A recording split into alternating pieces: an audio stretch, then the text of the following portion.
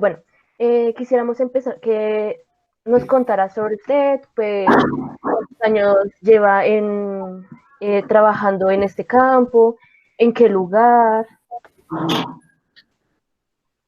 Ok, mi nombre, mi nombre es Nuri Castro Jardino, Nuri Estela Castro Jardino. Yo soy psicóloga egresada de la Universidad Católica de Colombia. Tengo una maestría en educación el Tecnológico de Monterrey de México, avalado con la Uniminuto, en un convenio que hizo la Uniminuto con el Tecnológico de Monterrey. Sí, señora. He sido psicóloga en diferentes áreas, casi que en todas las áreas. Yo he sido perito judicial, de la rama judicial, y pues, he trabajado en la parte clínica, en todas las ramas de la psicología y en la docencia. En la parte de psicología con el ICBF, llevo 2 años y medio siendo psicóloga del Centro Escenar de Voz, el equipo psicosocial de diferentes defensorías. Sí, señora. Listo. Entonces, teniendo entendido ya el marco de referencia en cuanto al área laboral que has ejercido, iniciemos en cuanto a la psicología jurídica del menor, que es el ejercicio que estás em, ahora, y cuéntanos, por favor, cuál es el objeto de estudio de la psicología jurídica del menor.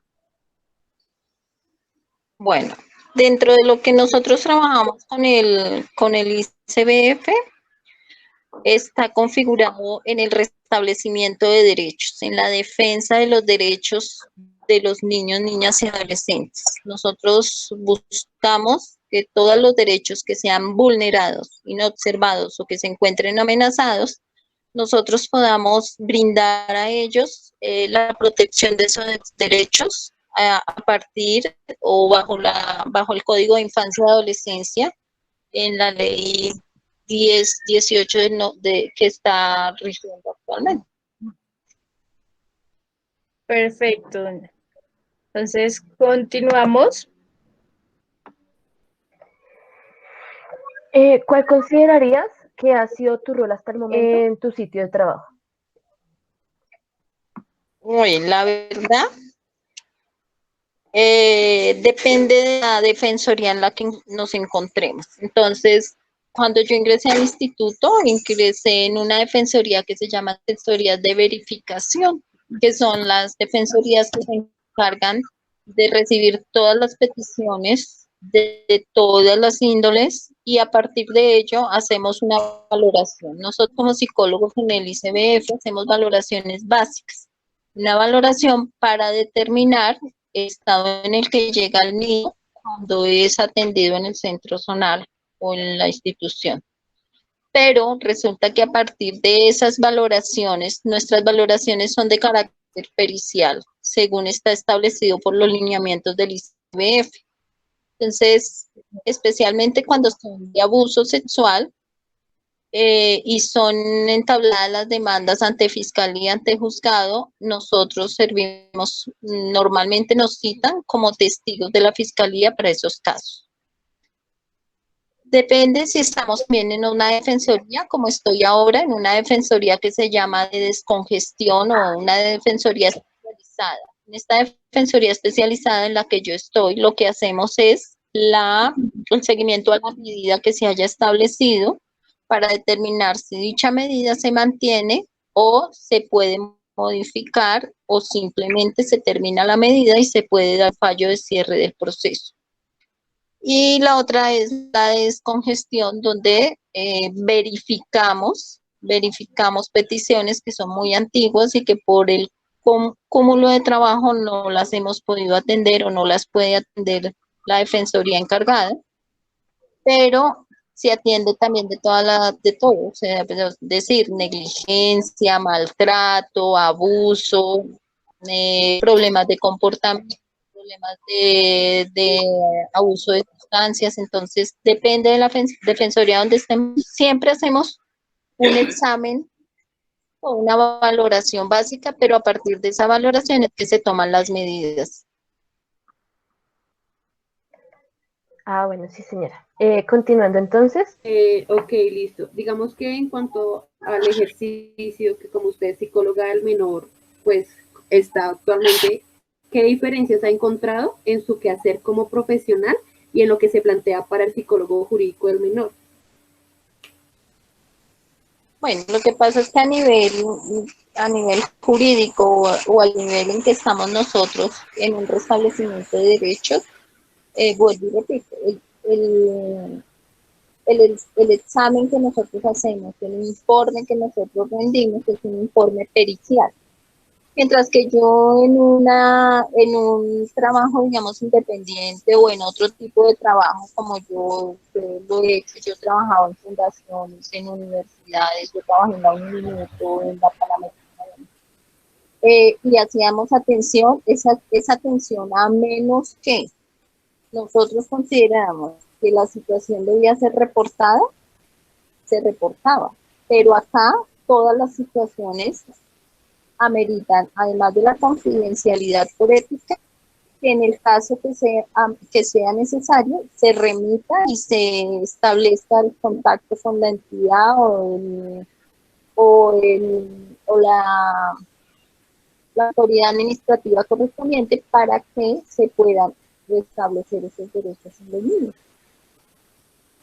Ok, listo. Entonces continuamos.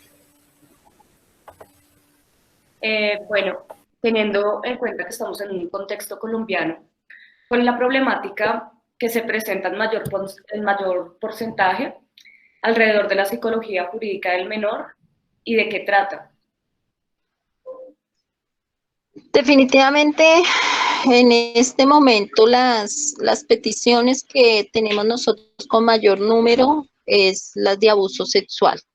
Pero el abuso sexual no solo determinado en el contexto de un acceso carnal, sino el abuso sexual dentro de todas las categorías que el Código de Infancia establece, como es la pornografía, como son las conductas sexualizadas, como son la exposición de los niños a acciones de abuso sexual. Eh, digamos que es lo que más peticiones, lo que nosotros conocemos, o más solicitudes se hacen con respecto es al abuso sexual. Sí, señora. Okay. Continuamos.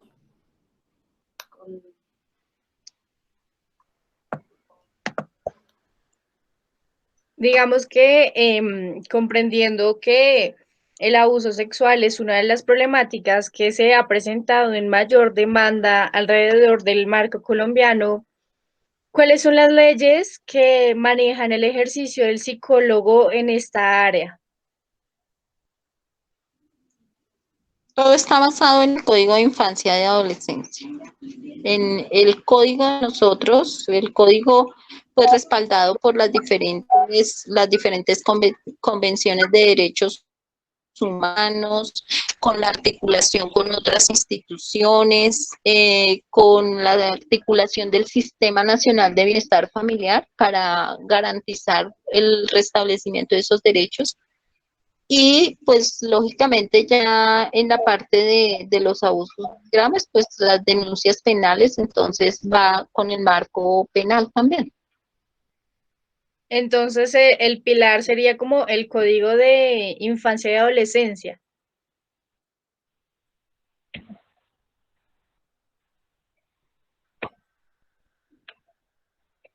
Sí, el Código de Infancia y Adolescencia es lo que nos rige a nosotros.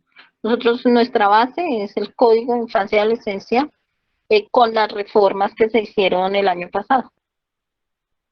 Perfecto, doctora Nuri, continuamos. Teniendo en cuenta todo lo que nos ha dicho sobre las intervenciones que se hacen en este ámbito y teniendo en cuenta que la literatura nos dice que la psicología aplicada a la familia también utiliza ciertos aspectos de lo que realizan en el ámbito de la psicología jurídica del menor. Quisiera saber cuál es la diferencia entre los dos ámbitos de la psicología jurídica. Pero repítemelo porque es que se me perdió. ¿Dices algo de la familia? Porque se perdió lo que me decías. ¿La psicología jurídica con la Eh, psicología de la familia? sí, señora, es que en la literatura dice que la psicología aplicada al derecho de la familia tiene muchas similitudes respecto a lo que nos estás manifestando que hacen en el ICBF. Entonces quisiera saber si hay alguna diferencia en el campo profesional o si se unen estos dos ámbitos ahí. Lo que pasa es que el código considera a la familia como el eje principal y el centro del niño.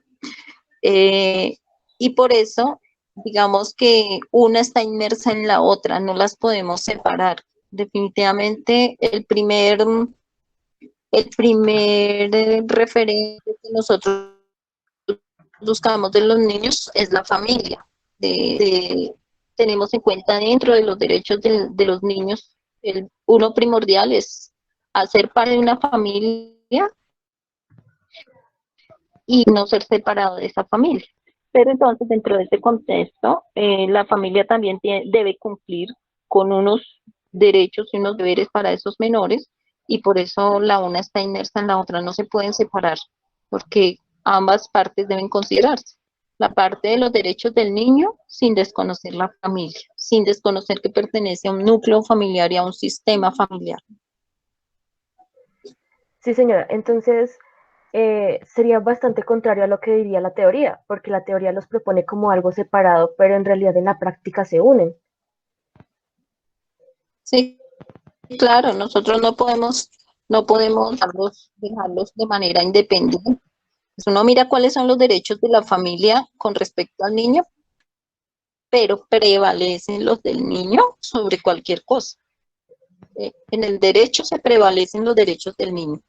En el Código de Infancia y Adolescencia, en la Convención de los Derechos, en el Sistema Nacional de Bienestar Familiar, prevalecen los derechos del niño, y la intención o digamos el propósito y objetivo central es hacer un restablecimiento y una atención integral al menor.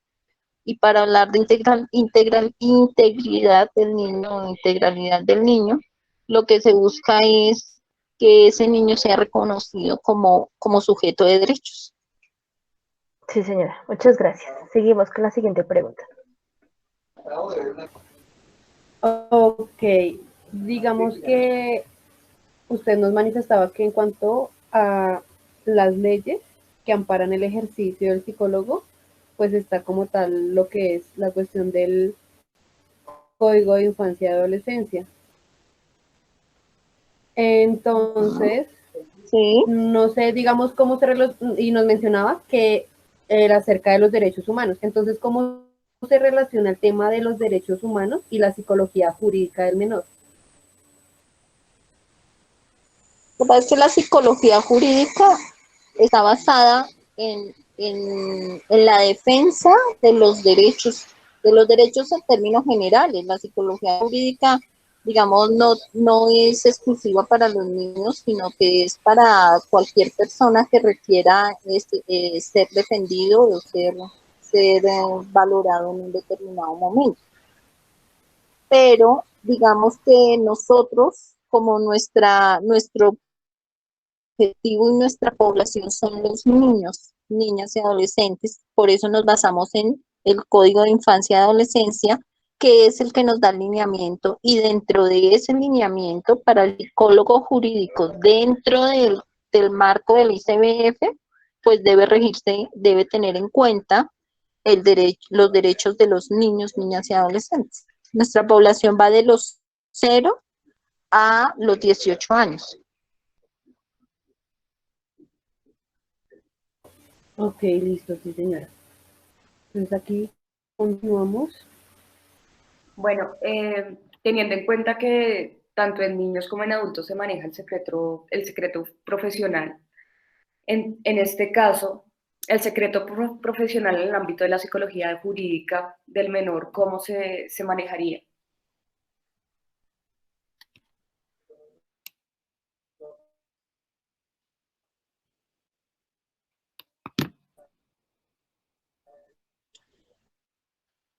Así como en ese momento me pidieron un consentimiento, se le explica a los niños y a la familia que toda la información en el ámbito de la entrevista va a ser de carácter confidencial por la ética y por el código de los psicólogos, pero se les aclara que de acuerdo a la Constitución y siendo nosotros ente garante para los derechos de los niños, que buscamos garantizar esos derechos, restablecerlos, se les advierte a ellos que dentro de ese proceso, si nosotros consideramos o vemos que lo que el niño manifiesta está arriesgando su vida o pone en riesgo su vida o la de otros, esa información se le va a entregar únicamente a las autoridades competentes, a la autoridad administrativa o a las autoridades judiciales que no la soliciten. Por eso nosotros nos convertimos en un momento dado, los profesionales, como testigos normalmente de la fiscalía. Ok. Y teniendo en cuenta esto, ¿qué consecuencias podríamos obtener como psicólogos al revelar esto? La pregunta lo que diga el niño.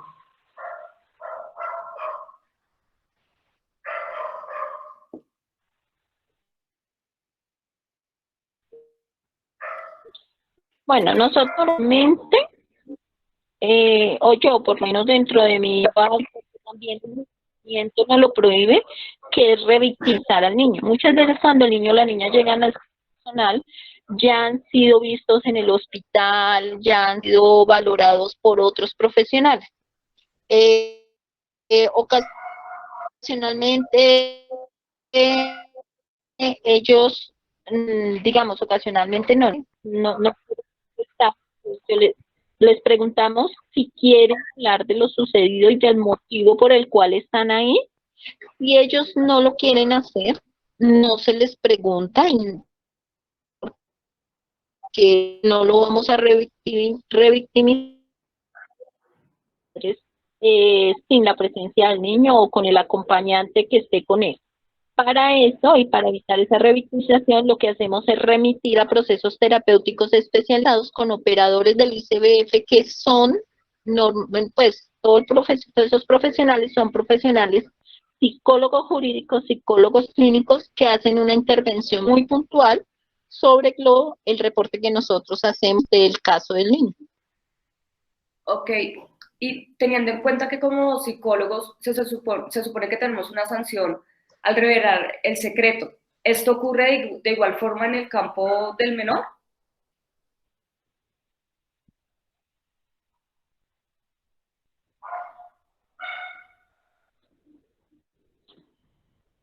Claro, el secreto profesional se conserva, o sea, si yo debo contarle o debo comunicarle a la autoridad administrativa, que en este caso sería el defensor de familia, un abogado, manifiesto, el niño efectivamente fue abusado o el niño no quiere hablar del abuso, pero se denota que hay una afectación de o aquel tipo, porque de todas maneras esa es nuestra función, no necesariamente que el niño nos lo diga, sino que el examen mental que nosotros hacemos del niño nos permite determinar el nivel de afectación que él en un momento dado tiene. Cuando nosotros hablamos no de el pormenor que me cuentan, digámoslo, del detalle que me cuentan, sino de si sí realmente fue o no fue abusado. Y se consigna igualmente en el informe, porque el informe, nosotros debemos hacer informe físico, que es el que permanece en las historias de atención, en las carpetas como tal, y tenemos un sistema que se llama el Sistema de Información Misional, que está en la plataforma y es donde nosotros subimos toda la información y que solo la maneja en el equipo que pertenece a la defensoría o al que vaya a llegar el niño, el caso del niño. Ok, gracias. Continuamos con Dani.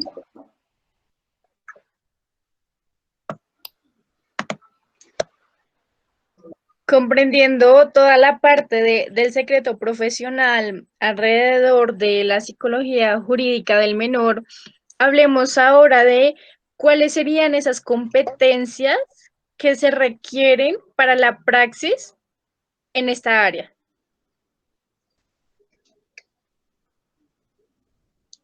Uy, digamos que no solo en esta área, en todas las áreas de la psicología, el primero, saber escuchar, porque saber escuchar y saber observar, porque el niño me puede estar diciendo que está bien, pero su actitud, su porte, su semblante me está diciendo otra cosa. Entonces, el observar y escuchar lo que ellos dicen, son competencias importantes. Conocer, conocer qué es lo que se debe y qué es lo que no se debe hacer, saber abordar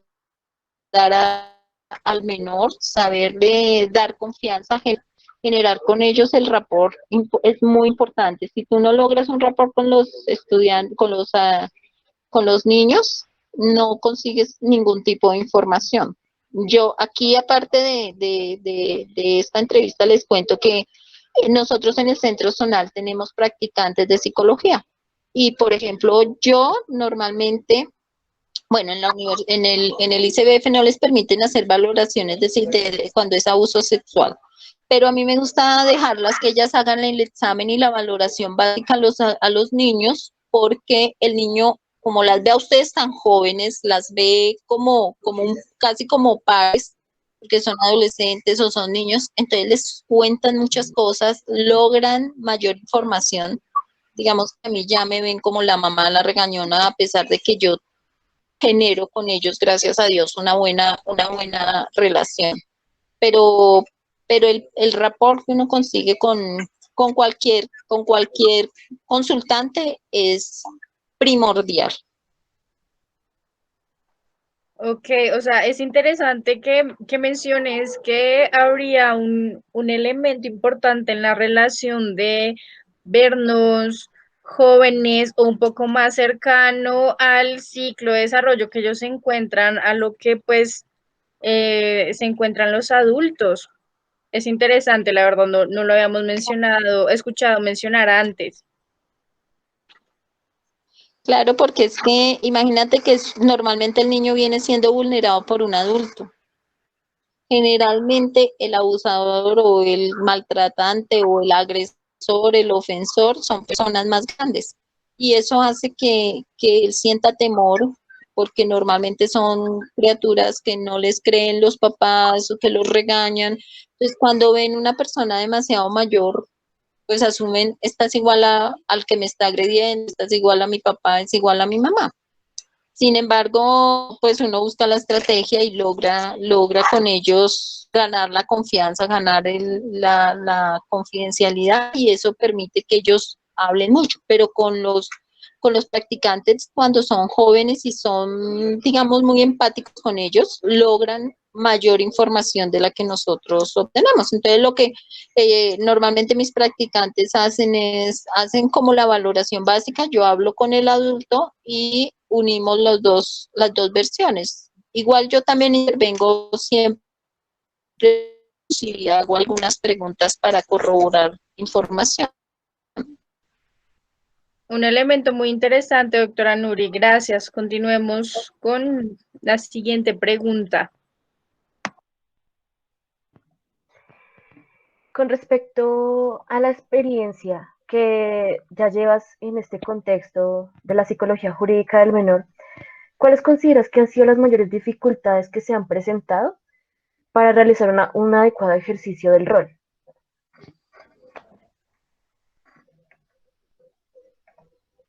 Pues la verdad, y a veces como que preocupa, es que muchas veces las autoridades no actúan como con uno quisiera. Entonces, digamos, uno valora, uno dice, bueno, el niño necesita esto, y desde el ICBF se hacen muchas cosas. Pero desafortunadamente, por ejemplo, la fiscalía, a veces las otras entidades que deben atender al niño para garantizar sus derechos no lo hacen. Entonces, esa es una limitante, porque nosotros buscamos todos los medios para garantizar a ese niño y para que esos niños se sientan mejor, que crean, que se restablezcan, que vuelvan a sus vidas no normales, pero que vuelvan a tener digamos, un aliciente, hace que nuestro trabajo se vea como dado y como que no fue tan eficaz. Es muy interesante lo que nos dice doctora Nuri, porque en muchas ocasiones uno a veces ve que se sabe que los niños se vulneran, pero muchas veces no se hace como ese seguimiento porque se tiene la ideología de que el proceso no va a ser bueno, entonces pues se revictimizaría otra vez al niño. Ajá, eso es lo que pasa cuando se mandan a otras instituciones y terminan siendo revictimizados. Muchas gracias, doctora Nuri. Entonces, seguiríamos con la siguiente pregunta. Ok, digamos que con respecto a lo que usted nos ha mencionado en cuanto a estas dificultades, ¿qué elementos dentro de ese sistema en donde usted desenvuelve su campo profesional considera que limitan pues esa misma práctica como profesional?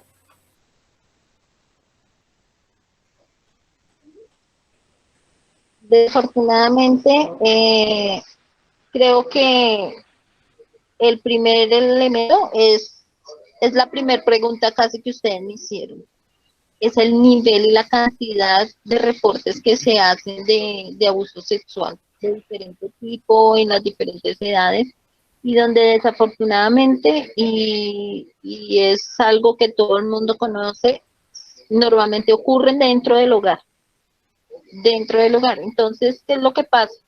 Que al ser una problemática tan grande y desbordada a nivel nacional, nosotros no damos abastos, o sea, a nosotros no nos llega un solo caso al día, a nosotros nos llegan, en un día nos pueden llegar más de 100 casos por los diferentes medios en que se reportan.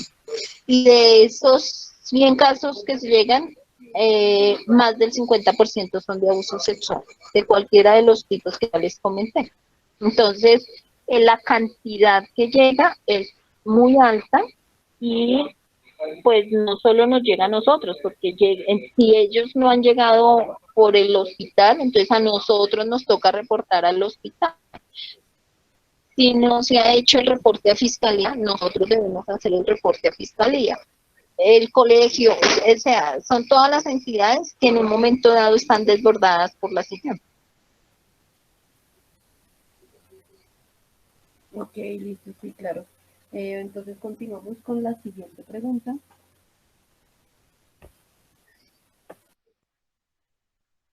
Cuenta tu experiencia y teniendo en cuenta el rol que ejerce como psicólogo jurídico del menor, ¿a qué aspecto le podrías dar más relevancia en este rol del psicólogo?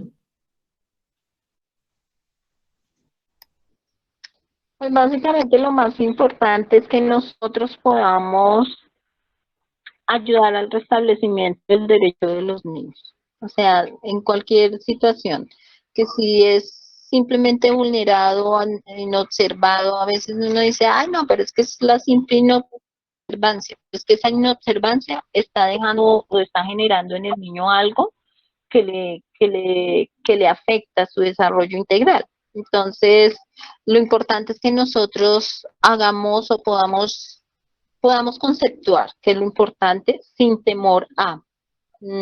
A veces dentro del ejercicio me puedo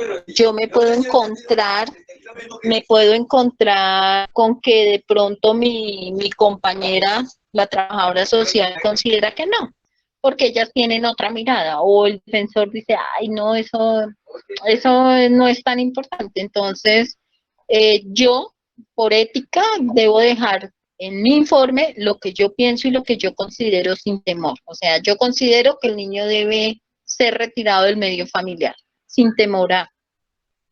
Claro que no se trata de trabajar individualmente, se trata de un trabajo en equipo, pero cuando yo veo la situación y veo que no se va a garantizar el derecho del niño, yo lo dejo estipulado. Me explico, hace poquito me llegó un caso. el niño iba con una amenaza de muerte, estaba apuñalado, etcétera. Yo conceptué que el niño debería irse a protección a una institución. Y la defensora y la trabajadora social dijeron que no, que lo iban a dejar en el medio familiar con la mamá y que simplemente se ponían las demandas. Pero no, porque el niño tenía vulnerados y amenazados su derecho a la integridad personal. Claro. Igual son temas complicados. Y bueno, no es tan fácil, ¿no? Tenemos complicaciones grandes. Para poder cubrirlo. Señora.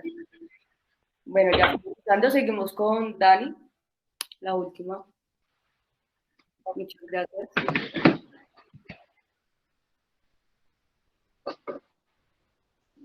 Ya para finalizar, a través del recorrido que hemos hecho sobre la praxis, las competencias, cómo es en realidad el ejercicio del rol del psicólogo dentro del área del campo jurídico, doctora Nuri, por favor, ¿nos podría decir qué mensaje o invitación lo haría usted a los próximos estudiantes graduados de psicología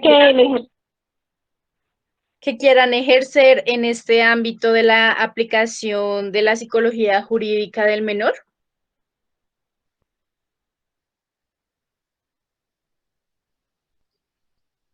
La psicología en general es una profesión hermosa. Yo amo mi carrera, yo llevo más de 30 años ejerciéndola. Me parece hermosa y como les decía, inicialmente yo he ejercido en todas las áreas prácticamente.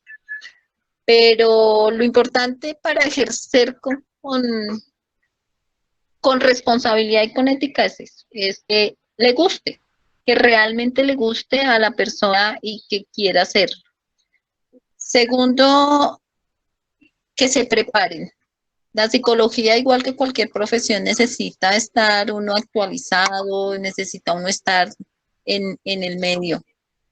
Y tercero, que no importe las condiciones. Yo como profesora muchas veces les decía a los estudiantes, todos sueñan con llegar a ser doctor. El doctor, el de la bata blanca, el doctor, el que está en un consultorio, el doctor, el que todos lo ponen como arriba.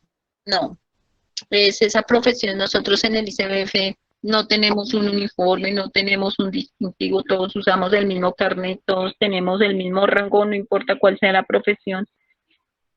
Y si a mí me toca ir a hacer una visita domiciliaria para verificar los derechos, voy y la hago, no hay problema, y la hago dentro de mi campo. Es entender cuál es mi campo como psicóloga y cuáles son las funciones que debo desarrollar.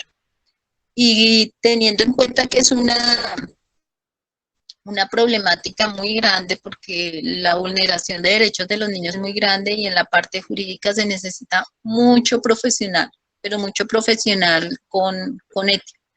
No el que el señor le paga para que diga que definitivamente el niño dijo que era mentira, porque sí pasa, el niño en el consultorio o en la oficina va y dice que sí, que el papá lo abusó o algo, pero después el otro psicólogo dice, no, el niño se retractó porque dijo que era mentira. Entonces, hay que ser éticos y hay que tener un buen conocimiento de todo lo que implica no lograr el restablecimiento de esos derechos, no lograr devolverle al niño la tranquilidad. Hay niños que le dicen a usted, con que yo sepa que está en la cárcel, ya me tranquilizo. Entonces, eso es importante. Perfecto, doctora Nuri. Creo que ese ha sido un espacio muy fructífero a nombre de mis compañeras y el mío. Como estudiante de psicología, creo que es muy importante tener en cuenta todos esos elementos que no sabíamos y que nos has mencionado, puesto que creo también en que parte de la práctica se aprende mucho mejor el ejercicio, en cuanto claramente base teórica, pero la práctica es lo que forma como tal el profesional. Creo que nos puede dar muchos elementos y finalizando también nos damos cuenta que en cuanto a la teoría y toda de la parte sistematizada de la psicología, en realidad varía demasiado a lo que se puede ejercer como rol y a lo que pueden llegar nuestras tareas alrededor de lo que varias instituciones no lo permiten. Entonces, agradecemos todo este tiempo. De antemano, la